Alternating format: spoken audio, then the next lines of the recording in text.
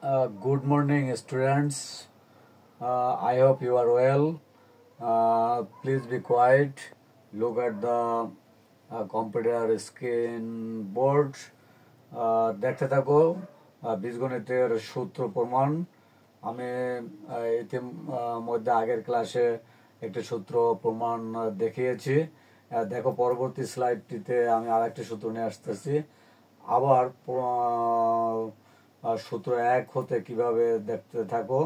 a plus b whole square equal to, এটা double লেখা যায়। ডাবল লেখার পরে আমি এখানে লেখছি কি, দেখো বাম সাইডে যা ছিল তাই।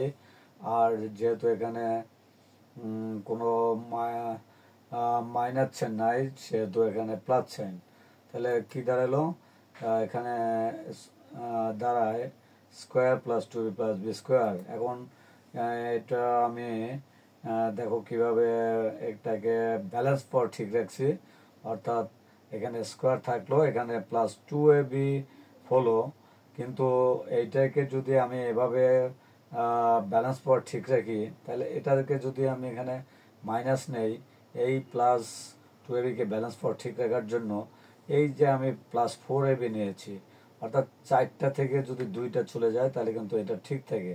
তাহলে এই ক্ষেত্রে কি দাঁড়ায়, দেখো এই ক্ষেত্রে দাঁড়ায় a plus b whole square equal to, আর এখানে square minus 2ab plus b square, এই টু সমান কিন্তু a minus b whole square একটি সূত্র লেখা যায়, আর প্লাস 4ab থেকে গেল।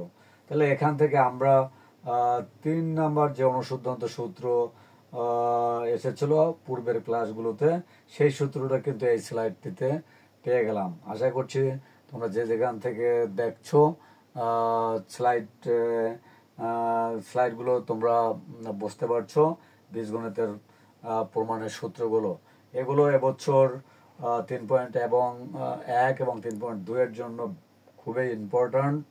এর জন্য সূত্র প্রমাণ যারা জানবে তারা কিন্তু বহু নির্বাচনী যে প্রশ্নগুলো থাকবে সেগুলো পারবে, এবং অঙ্কগুলো দ্রুত বেগে করতে পারবে এই সূত্র প্রমাণ যদি পারো। এই জন্যই আমি ধারাবাহিকভাবে 6টা সূত্র কিন্তু তোমাদের সামনে তুলে ধরবো।